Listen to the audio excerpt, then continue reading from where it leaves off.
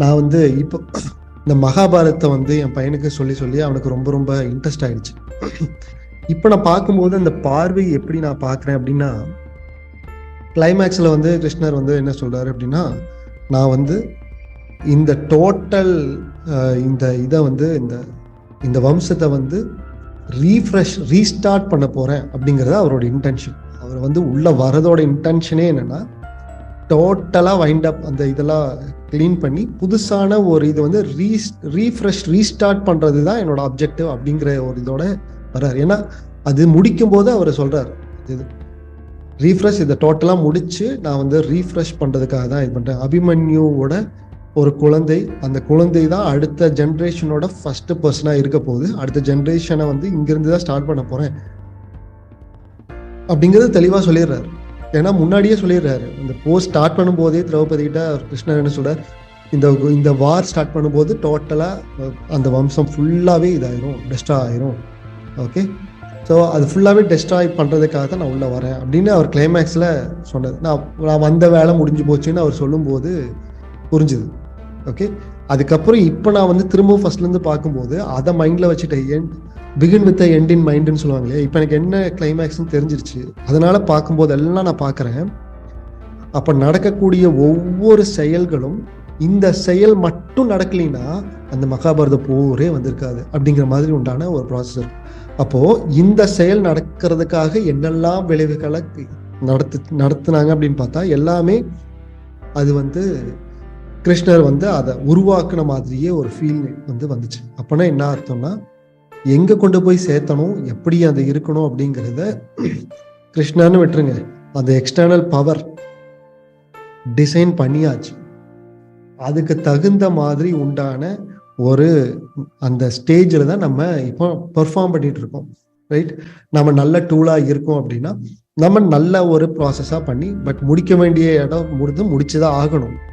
But நம்ம எந்த மாதிரி டூலாக இருக்கோமோ அதுக்கு தகுந்த மாதிரி எந்த இடத்துல யூஸ் பண்ணுமோ அதுக்கு தகுந்த மாதிரி மாற்றி இந்த யூனிவர்ஸ் வந்து நம்மளை கொண்டு போய் அந்த ஒரு நல்ல விஷயத்த செய்ய வைக்கும் அப்படிங்கிறது எனக்கு புரிஞ்சுது. ஒவ்வொரு விஷயமும் ஜஸ்ட் லைக் தட் நடக்கிற விஷயங்கள் இல்லை. Everything counts, everything counts. இப்போ நான் சொல்றதுல ஏதாச்சும் ஒரு விஷயம் உங்களுக்கு கான்சியஸாக நீங்கள் செய்யாமல் சப்கான்சியஸாக ஏதாச்சும் ஒன்று புரிஞ்சு அதோட விளைவுகளாக ஏதாச்சும் கான்சிக்வன்சஸ் நடக்கலாம். கான்சிக்வன்ஸ்னா விளைவுகள் வந்து நடக்கலாம். Okay, so everything is determined. உதாரணத்துக்கு இப்போ வந்து ஏதாச்சும் ஒரு இஷ்யூ ஆகி, டெக்னிக்கல் இஷ்யூ ஆகி இதை வந்து நடத்த முடியாமல் போச்சுன்னா it is planned, pre plan. இது வந்து இந்த டைமில் இவங்களுக்கு இந்த இதெல்லாம் கொடுக்கக்கூடாது அப்படிங்கிறது ஒரு ப்ரீ பிளான். ஓகே, அந்த ஒரு பெரிய ஒரு ஏரியாவில் வந்து ஒரு இந்த ராஜீவ்காந்தி இறக்கும்போது பாம்பு வெடிச்சு இறக்கும்போது அந்த டைமில் ஒரு ஸ்பிரிச்சுவலாக வந்து நிறைய எல்லாம் டிஸ்கஷன் பண்ணிட்டு இருக்கும்போது ஒருத்தங்க பேசினது இதுதான்.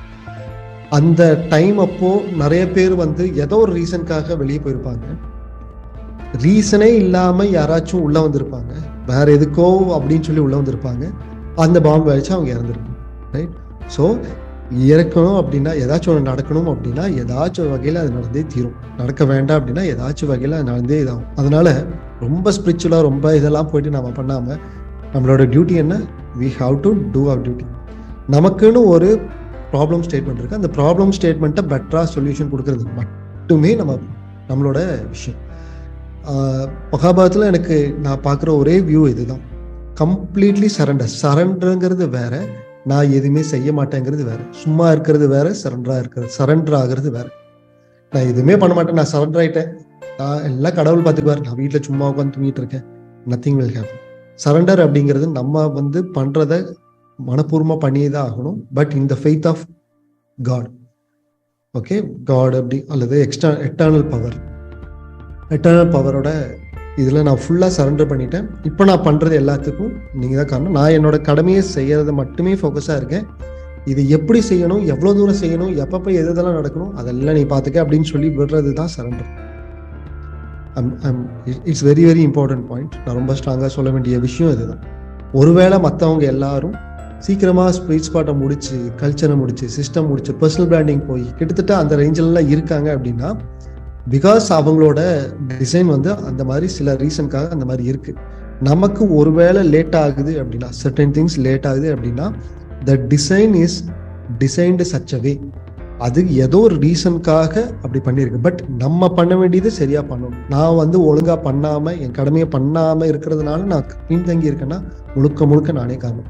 நான் என்னோட பண்ண வேண்டியதை பண்ணிட்டு இருக்கேன் அப்படிங்கிறதுனால மட்டுமே அடுத்த லெவல் போகிறது எல்லாத்தையும் நம்ம சரண்டர் பண்ணிடலாம்.